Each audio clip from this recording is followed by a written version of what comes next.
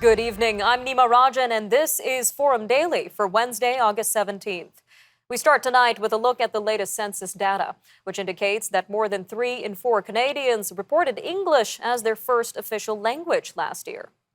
Now, this is an increase over the previous census in 2016. The data also shows the number of Canadians who mainly speak French at home has declined in all provinces and territories except Yukon.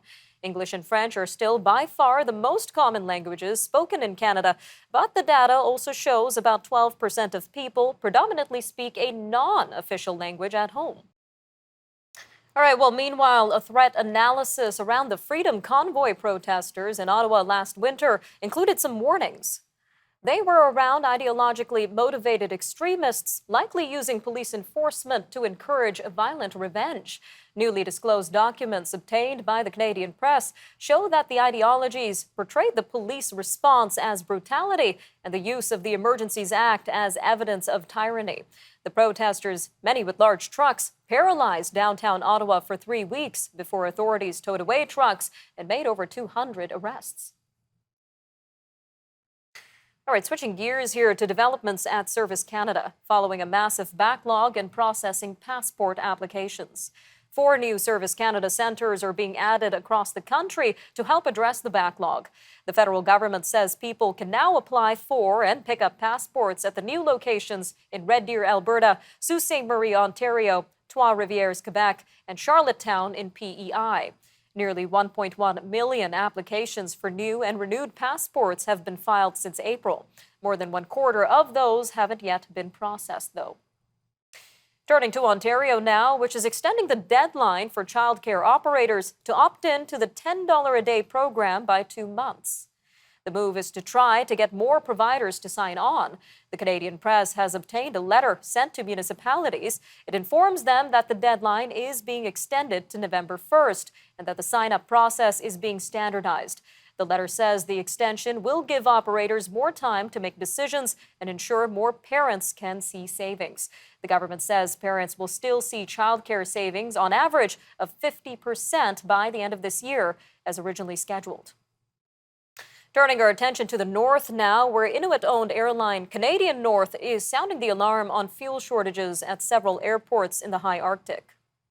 The airline says the shortages are affecting the amount of passengers and cargo that it can carry on some flights. It also says there is no fuel available for air operators at airports in Pond Inlet, Arctic Bay, Resolute Bay, and Grise Fiord in Nunavut. The airline says there are fewer seats available on flights to those communities, and some cargo shipments may be delayed as it needs to carry more fuel. All right, well, back in Ontario, 2 pediatric hospitals are facing shortages of common pain relievers for children. It's a result of supply disruptions in some parts of Canada. Toronto's Hospital for Sick Children and Ottawa's CHEO say they are working to maintain supplies of liquid Tylenol and Advil for patients who are admitted, and they are helping find solutions for children who are discharged. From children to the elderly, nearly 30% of Canadian seniors currently live alone, and experts say sky-high inflation is putting them at increased risk of social isolation. Many older adults live on fixed pensions or government benefits that aren't keeping pace with the rate of inflation in 2022. Seniors who can't afford internet or a cell phone are also less able to stay in touch with family and friends. Loneliness and social isolation in older adults has been linked to depression, an increased risk of falls and the use of health services, and even premature death. Moving to new research that shows New Brunswick had the highest rate of food insecurity in Atlantic Canada last year. Data from a Toronto-based research group says 19% of households in the province worried about having enough to eat. Newfoundland and Labrador had the second highest rate in the region, and Nova Scotia followed closely behind. A decade after closing down most of its locations, Zellers is trying to make a comeback. This comes as consumers are looking to save some money as inflation soars. The discount chain will debut a new e-commerce website and expand its brick-and-mortar footprint in select Hudson Bay department stores across Canada early next year. The return comes during an ongoing lawsuit over a Quebec family's use of the Zellers brand. Stay with us. Forum Daily will be right back with a look at the spread of the polio virus. So stay tuned for our weekly medical segment with Dr. Abhishek Raut, medical director at Appletree Medical Group. And after that, we're going to have a look at Canada's response to helping Afghans get to Canada and what one MP is urging the government to do. Forum Daily will be right back after a short break, so stay tuned.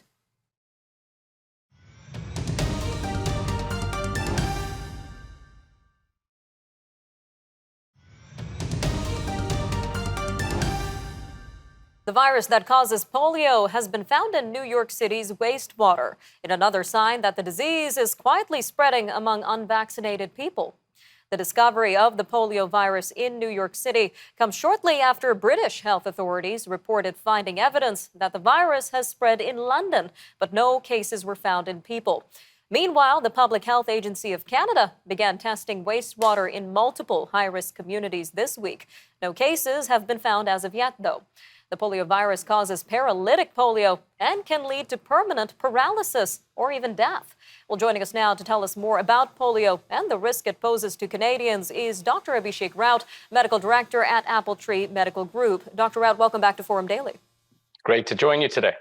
Seems that we're always talking about viruses, Dr. Raut. Today we're talking about the polio virus. So let's start with an overview of what exactly polio is and how the virus affects the human body. Right. Well, I never thought in my medical career polio would make the news again, but here we are. Polio is short for poliomyelitis, which is a very serious contagious disease. It's caused by the polio virus. This virus can attack an infected person's nerve cells in the spinal cord. This can leave muscles permanently weak or damaged, and about 1 in 200 people infected with the virus becomes paralyzed. Thanks to immunization, Canada has been polio-free since 1994. But before that, the polio vaccine was introduced in 1955. Thousands of Canadians were affected. And among those paralyzed, about 5 to 10% died when their breathing muscles became immobilized. Sounds terrifying, Dr. Raut. Now, what's interesting is that symptoms don't show immediately in those infected with this virus. So what are the first telltale signs of a polio infection? Right. So you're exactly right. Most people who get infected with poliovirus will not have any visible symptoms, but about 1 in 4 will have about flu-like symptoms that include, and stop me if you've heard this before, sore throat, fever, tiredness, nausea, headache, and stomach pains there. These typically last about 2 to 5 days and then go away on their own.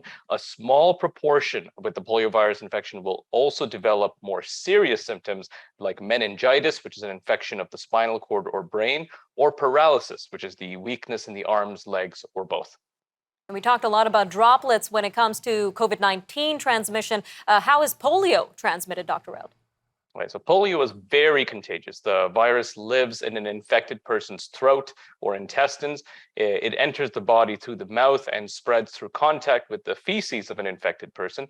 But it can also be spread in the air when an infected person coughs or sneezes. An infected person can also spread the poliovirus to others right before and about 2 weeks after they've had symptoms there. Now, a vast majority of people who get polio, as we talked about, don't have any symptoms, but these people can still pass the poliovirus to others and make them sick. All right, Dr. Raut. Well, we are talking a lot about vaccinations during the COVID-19 pandemic. Considering that polio was eradicated in Canada by 1994, as you said, how likely are Canadians to already be vaccinated against this polio virus? Right, that's a great question. And I think it depends on the vaccinations rates that we have now and in the future as well. So a majority of Canadian public has been vaccinated against polio. The latest data we have is from 2017, roughly showing 90% of all toddlers had all 3 required polio shots. But that coverage isn't really uniform across the country. Vaccination rates are below 90% in British Columbia and Manitoba, and close to just about 80% in Nunavut. And so the uptake in specific communities vary significantly. And of course, not to mention all the disruption that COVID-19 school closures have caused, I suspect these numbers have decreased even further now. All right, Dr. Raut, about a minute left here, but what are the demographics that are most at risk? Are the elderly more at risk than children as it is for COVID-19? right? So polio terrified parents around the world for the first half of the 20th century. And that's because children under 5 years of age were the most highest risk of getting polio. However, any person at any age who's not immune can certainly become infected. But when we look at children specifically, even children who seem to fully recover would develop new muscle pain, weakness, and even paralysis as adults 15 to 40 years later. So this was called post-polio syndrome, and that's why we specifically worry about children under 5. All right, Dr. Raut, a quick 30 seconds left here, but what can Canadians and officials do to stay protected from polio? I think the most important thing here is immunization. As Canadians, we need to make sure our children are well immunized. And as officials, we have to be prepared for additional vaccine coverage to at-risk communities. All right, Dr. Raut, always great having you on Forum Daily. Thank you again for your time today. Thanks so much for having me. Stay with us. When we come back, we'll be speaking with NDP MP Jenny Kwan to look at how Canada's efforts to help Afghan refugees compares with its efforts with Ukrainian refugees. So stay tuned. We'll be right back after a short break on Forum Daily.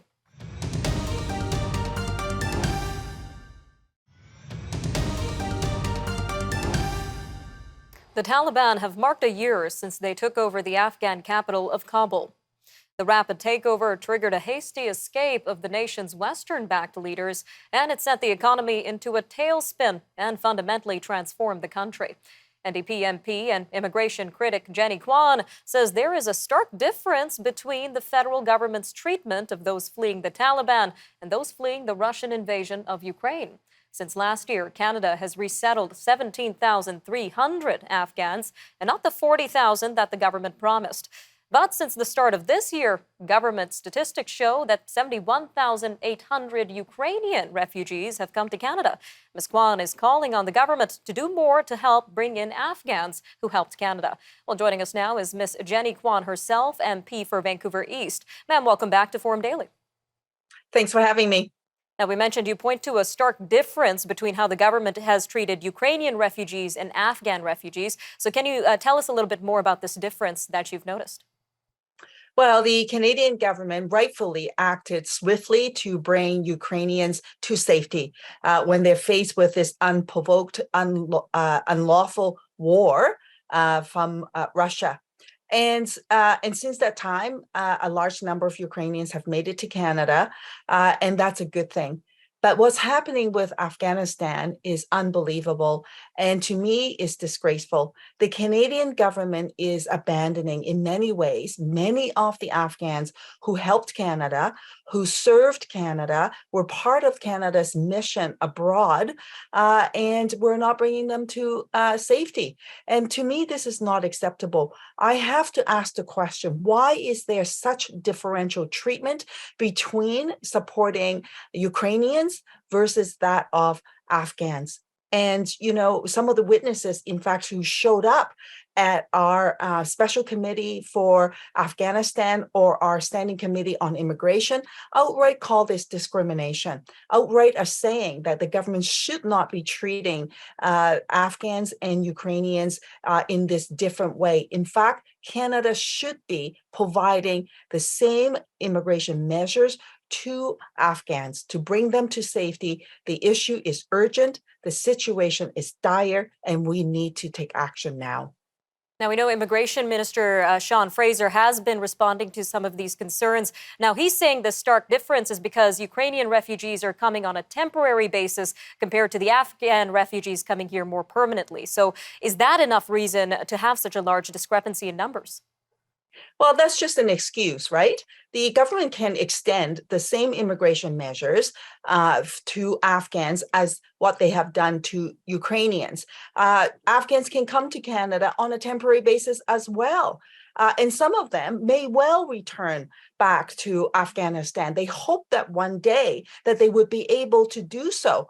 Now, we know that Ukrainians who've come, they come on a temporary basis as a visitor. Some of them have decided, and the government has said to them, if you choose to make Canada your permanent home, here's a pathway to do so. They've given them that room and that leverage and that decision for them to make. But here, for Ukrainians, for Afghans, the government is saying no, they're not offering them the temporary visitor's visa as an option. They're just outright saying no, that's not available to you.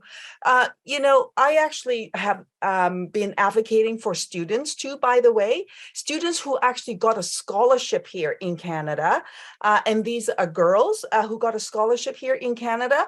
They make their visa application to Canada to come and study. Their study is paid for, but they get rejected. Why? Because the immigration officer says, I don't believe you're going to return to your country of origin. Well, they may well return to their country of origin, because some of them have actually said that they want to return because they want to bring the knowledge that they have gained here from Canada back home so that they can assist people in their own communities. So, but that room for them to make that decision is not even afforded to them. So I don't accept the Minister of Immigration's point of view to say that these are two different scenarios. Well, they're two different scenarios because the government's offering them two different streams. They're only offering the visitors visa stream to Ukrainians. They're not offering that stream to Afghans. If they did offer that same stream to Afghans, they may well find that there were people who be interested in coming to Canada on a temporary basis. And the government can then also say to them, here's the temporary stream that you can come for up to 3 years. And after that, if you decide you want to stay in Canada, there's also a pathway for you to gain permanent resident status. Why not offer them exactly the same policy? Lots to consider as the situation develops. Ms. Kwan, thank you again for joining us today.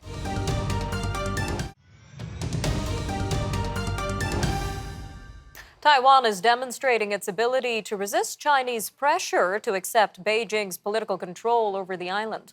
The self-governing nation is staging military exercises following days of Chinese missile firings, as well as incursions into Taiwan's sea and airspace by ships and planes. Taiwan's foreign ministry says China is using recent visits by U.S. officials as a pretext for escalating efforts to intimidate Taiwan. It wants the island to accept what it says are terms for peaceful reunification. Turning to France now, which has been struck by violent storms. Flash flooding hit Paris subway stations, snarled traffic, and disrupted the president's agenda. Winds over 100 kilometers per hour were recorded at the top of the Eiffel Tower on Tuesday.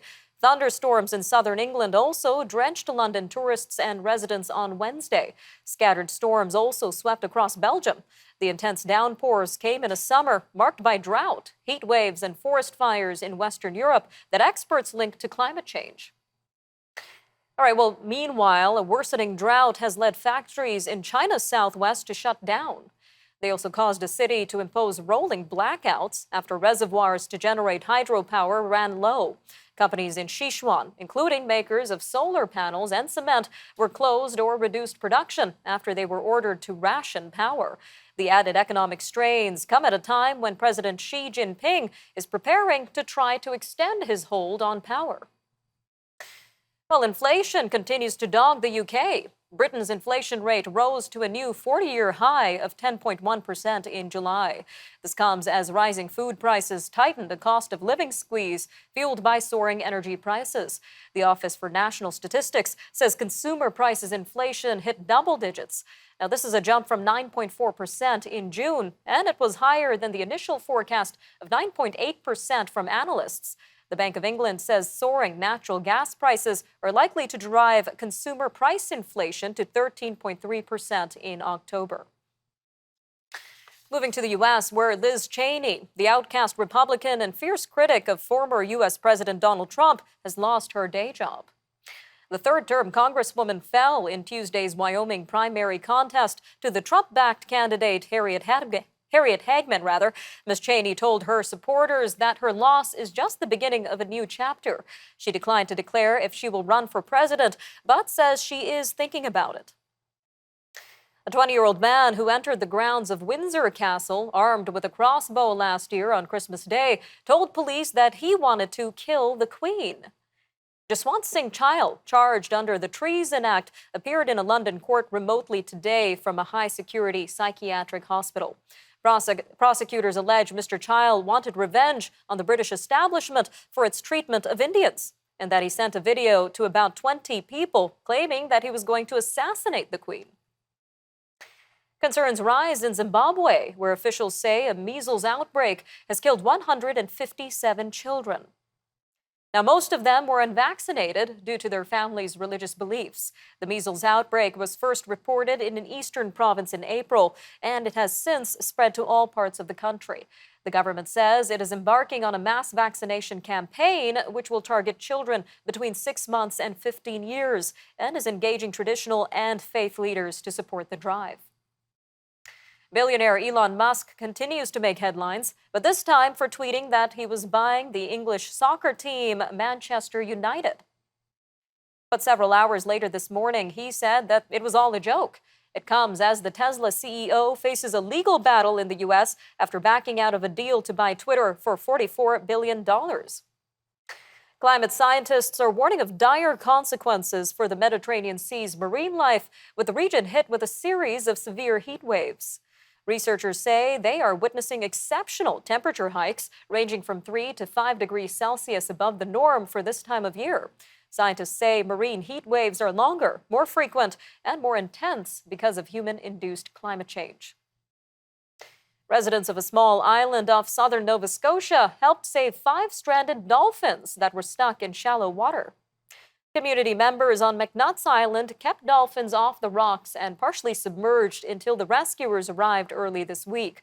The dolphins were then taken to deeper water using an ATV and a trailer. All right, I'm Nima Rajan, and that'll do it for your look at national and international news for today. Remember, for more news on demand, you can always visit our website, thenewsforum.ca, and make sure to follow our social media handles on Facebook, TikTok, Instagram, and Twitter. You can also watch all of our commentary, programming, and interviews on the News Forum YouTube channel. All right, thanks for joining us today on the Forum Daily News, and we'll see you again next time, Canada. Take care.